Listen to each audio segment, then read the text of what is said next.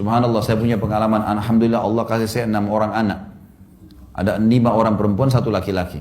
Yang perempuan-perempuan ini dari kecil, saya bilang istri saya, pakaiin jilbab dari kecil. Masih baik pakaiin jilbab kecil, lucu kok, masya Allah. Kalau ada orang tua bilang panas, topi juga panas, gitu kan?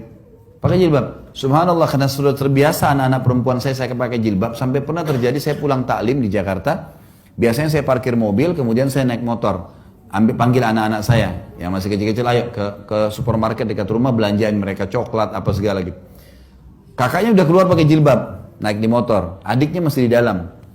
Terus saya panggil, kebetulan ini kisah anak saya, Suad namanya, dia masih di dalam. Saya panggil Suad, gitu. Dia nggak nyaut. Ayo nak, ya.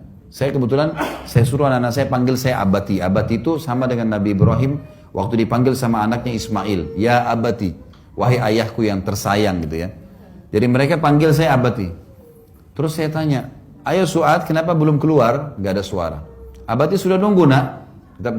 Saya bilang sama kakaknya, sebentar nak ya. Saya parkir motornya, dia masih di atas motor, saya masuk ke dalam. Ternyata anak saya ini masih duduk di dekat pintu, bagian dalam rumah. Pintu dalam duduk dan dia ngecilin badannya gitu. Kenapa nak Suad? Ada apa? Umi belum kasih jilbab. Anak ini tidak mau keluarkan kakinya dari depan pintu kalau nggak pakai jilbab. Waktu itu kelas 2 SD. Sampai saya waktu itu terharu dan saya mengatakan Alhamdulillah. Gara-gara apa Bapak Ibu sekalian? Saya selalu bilang, nah pakai jilbab wajib bagi perempuan, tutup aurat. Karena Allah, bukan karena Abati ya. Ingat, Abati pun meninggal, kalian tetap wajib menjalankan itu. Nanti kalau meninggal masuk surga. Anak-anak itu gampang sebenarnya. Karena mereka masih seperti kertas putih, kita bisa coret apa saja gitu kan. Itu tertanam di benak mereka sehingga mereka tidak berani keluar. Tidak pakai jilbab. Alhamdulillah. Anak laki-laki saya, 2 tahun setengah kemarin, umurnya sekarang sudah 3 tahun Masya Allah. 2 tahun setengah saya sudah mulai bawa ke masjid. Ada masjid dekat rumah saya jadi imam kebetulan. Kemudian ikut sama saya ajak ke masjid gitu kan. Wais namanya, Wais ayo ke masjid ya, sholat nak. Iya. Dia masih belum terlancar ngomong kan, ikut ke masjid. Masjid dia lihat saya jadi imam, dia sholat di sebelah saya gitu. Saya kalau habis sholat biasanya saya taklim, ada kultum, dosa-dosa besar saya baca gitu, baca buku. Anak saya ini Wais supaya lihat sekali aja, dia cuma sekali lihat saya. Saya jadi imam, dia lihat cara sholatnya. Kemudian dia lihat saya juga habis sholat ambil buku, ada buku di situ saya baca gitu. Yang kedua kali saya bawa ke masjid Bapak Ibu sekalian, dia masuk ke dalam masjid, habis salam, buku itu diambilin sama dia, dibawa, kasih saya. Umurnya 2 tahun setengah, disuruh baca. Saya berdiri, saya pegang, saya baca. Diperhatikan sama dia gitu.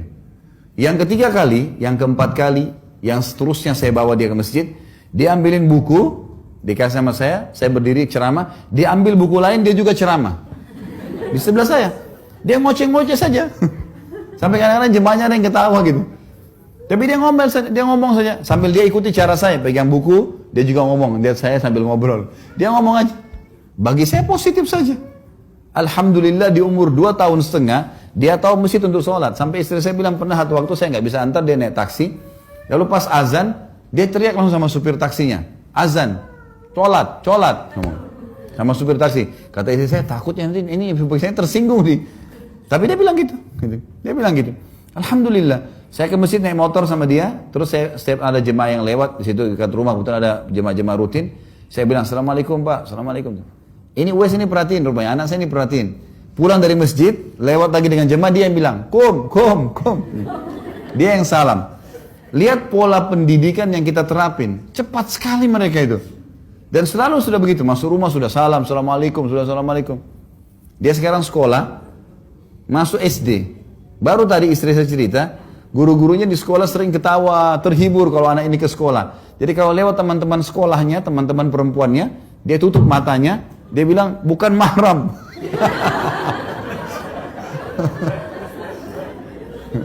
Padahal istri saya bilang, gitu kan.